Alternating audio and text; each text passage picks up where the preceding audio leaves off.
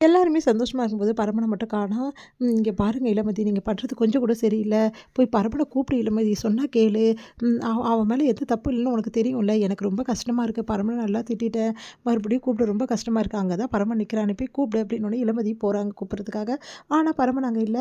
பரமன் எங்க போனான்னே தெரியல. காணவே காணோம் அப்படின்னோனே, அவனும் நீ பேசலன்னு சொல்லிட்டு கோச்சிட்டு போயிருப்பான். வந்துருவான் கொஞ்ச நேரத்துல அப்படின்னு அவங்க அம்மா சொன்னதால சரின்னு சொல்லிட்டு எல்லாருமே இங்க வேலைய பார்த்துட்டு இருக்காங்க. கொஞ்ச நேரத்திலேயே வந்து இந்த மாரி வந்து கருப்பசாமி வந்து அந்த காட்சி வந்து வரும். கருப்பசாமி வேட்டைக்கு போற காட்சி வந்து வரும். அப்படின்னு சொல்றாங்க. ஆள் வருவாங்க கருப்பசாமியா அப்படின்னு சொல்றாங்க. சாமி வரும் ஊர்வலம் அப்படின்னு. அத கேட்டுட்டு வந்து எல்லாருமே வந்து ஐயோ! கருப்பசாமி வந்து ஊர்வலம் வரப்போகுது. இப்போ வந்து சாமி வந்து வரும். அதனால எல்லாரும் உள்ள போயிடுங்க அப்படின்ற மாரி நைட்டு வந்து ஆட்டோ இருக்கு. எல்லாரும் உள்ள போயிடுங்க. அதுக்கப்புறமா குறி கேட்க வந்தா போதும் அப்படின்ற மாரி சொல்லிடுறாங்க. அதனால எல்லாருமே வந்து உள்ள போயிடுறாங்க. அடுத்து இங்க வந்து கருப்பசாமியா வந்து வரவர் வந்து வராரு. இங்க பாருங்க இப்ப எங்கேயும் போக்கூடாது. பரமன தேடி போணுமே, இப்ப பரமன் எங்க போனான்னே தெரியல அப்படின்னோனே, பரமன் ரொம்ப நேரமா ஆள காணோம். எங்க போனா? ஏது போனா? ஒண்ணும் புரியலையே! எனக்கு என்னமோ பயமா இருக்கு அப்படின்னு சொல்லிட்டு இளமதி சொல்றாங்க. எதுக்கு இளமதி பயப்படுற? அப்படின்னோனே, இல்ல அது வந்து அப்படின்னு சொல்லிட்டு ரிஷிய பத்தி சொல்றாங்க. ரிஷி இங்க வந்தா, அவன் வந்து என்ன மிரட்டினான். அதே மாரி எனக்கு என்னமோ பரமன் வராததுக்கும் ரிஷிக்கும் சம்மந்தம் இருக்குமோ தோணுது. நீ என்ன சொல்ற இளமதி? இவ்ளோ லேட்டா சொல்ற? முன்னாடியே பரமன தேடி இருக்கலாம்ல. அதான் எனக்கு பயமா இருக்கு. பரமனுக்கு ஆபத்து ஏதாவது இருக்குமா? அப்படி சொன்னோனே, இங்க ரிஷி என்ன பண்றாரு? பரமன தூக்குறதுக்கு ஆளுங்களெல்லாம் செட் பண்றாரு. அதன்படி வந்து பரமன வந்து அடிக்கிறாங்க. தலையில பின்பக்கமா அடிக்கிறதால பரப்பனால ஒண்ணுமே பண்ண முடியல. அதுக்கப்புறம் பரமனும் சண்டை போட்டுட்ருக்காரு. இந்த சூழ்நிலையில என்ன பண்ணாரு, அன்பு வந்து கிளம்புறாரு. "அன்பு எங்க கிளம்புறீங்க?" அப்படி சொல்லிட்டு கண்மணி கேட்குறாங்க. "வேற வழியே கிடையாது. பரமனுக்கு உதவி செய்ய வேண்டியது நம்ம கடமை. பரமன் நம்ம உயிர காப்பாத்திருக்கான். அதுக்கு நன்றி கடன் செலுத்த வேணாவா?" "அதெல்லாம் கரெக்ட்டுங்க. இப்போ வந்து வேட்டையாடுறதுக்காக கருப்பசாமி வரும்போது வெளிய போக்கூடாதுன்னு ஊர் மக்கள் சொல்லியிருக்காங்கல்ல. சாமி எதுவுமே பண்ணாது. ஏன்னா சாமி வந்து மக்கள காக்க வல்லது. என்னதான் கருப்பசாமியா இருந்தாலும் அதுக்கும் உண்மை தெரியும்ல. அதனால எனக்கு எதுவும் பண்ணாது." "இல்ல, இல்ல அப்படிலாம் போக்கூடாது. எதிர சொன்னா புரிஞ்சுக்கங்க. பரமனை தேடி நீங்க போறது ஆபத்துல விளையும். சொன்னா புரிஞ்சுக்கங்க." "இல்ல, இல்ல எனக்கு எல்லாத்தோட பரமன் உயிர் தான் முக்கியம். பரமனை காப்பாத்தி நான் கொண்டு வருவேன்னு" சொல்லிட்டு யார் பேச்சும் கேட்காம என்ன பண்றாரு, அன்பு வந்து போறாரு.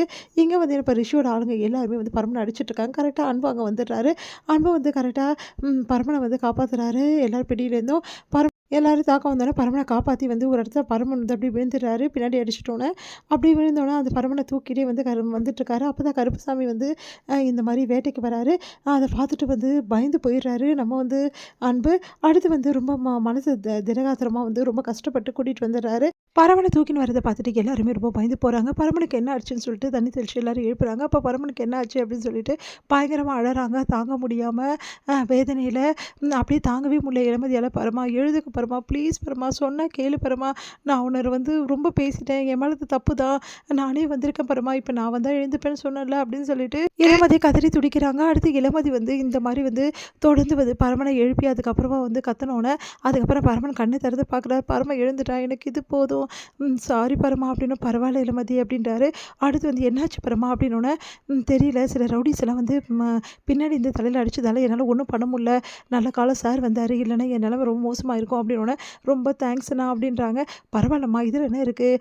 எங்க உயிரை காப்பாத்திருக்கான் பரமன். அவனுக்காக நாங்க இதெல்லாம் செய்ய மாட்டோமா? அவர் ரொம்ப நல்லவருமா. அவர நல்லா புரிஞ்சுக்கோ இனிமேட்டாவது" அப்படின்னு சொல்லிட்டு இருக்காங்க.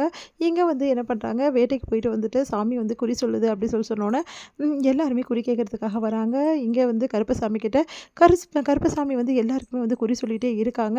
அப்போ வந்து இளமதி வந்து கேட்டோனே, "நீ தேடிட்டு இருக்கவன் உன் பக்கத்திலேயே இருக்கான். ஆனா நீ அந்த விஷயத்த கண்டுபிடிச்சேன்னா, அது உனக்கு தான் சிக்கல்" அப்படின்ற மாரி சொல்லுது. என்ன இவர் சொல்றாரு ஒண்ணும் புரியாம யோசிக்கிறாங்க இளமதி. பரமனுக்கு அவன் நினச்ச வாழ்க்கை கிடைக்கிற நேரத்தில வந்து பெரிய பிரச்சனை எதிர்கொள்ள வேண்டியது இருக்கும் அப்படின்ற மாரிலாம் சொல்லிட்டுருக்காங்க. அதெல்லாம் கேட்ட பரமன் குழப்பமடைகிறாரு. எங்க கண்மணி அன்புக்கும் கண்டிப்பா உங்க வாழ்க்கையில குழந்தை பிறக்கும். நீங்க நல்லா இருப்பீங்க. ஆனா வந்து உங்களுக்கு ஒரு பெரிய வந்து உங்களுக்கு தடங்கல் இருக்கு. அந்த தடங்கல நீங்க தான் பார்த்துக்கணும். ரொம்ப கவனமா கையாளணும் அப்படின்னு சொல்லிட்டுருக்காங்க. அதையெல்லாம் கேட்டு கண்டிப்பா அது வந்து வெள்ளாவா தான் இருக்கும் அப்படின்னு சொல்லிட்டு யோசிக்கிறாங்க நம்ம சிவகாமி. அடுத்து வந்து இங்க என்ன பண்றாங்க, எல்லாருமே ரொம்ப சாமி கும்பிட்டுட்டு அருள்வாக்கம் வாங்கிட்டு ரொம்ப சந்தோஷமா வந்து விடைபெறுறாங்க. அடுத்து வந்து கண்மணி சொல்றாங்க, "நம்ம வாழ்க்கையில நல்லது நடக்கும்" அப்படின்னு சொல்லிட்டு சாமி சொன்னாலும் வந்து சாமி இந்த மாரி சொல்லும்போது எனக்கு கஷ்டமா இருக்குன்றாங்க. "அதெல்லாம் ஒண்ணும் ஆகாது கண்மணி. நான் பார்த்துக்கிறேன் உன்ன" அப்படின்னு சொல்லிட்டு சமாதானப்படுத்துறாரு அன்பு.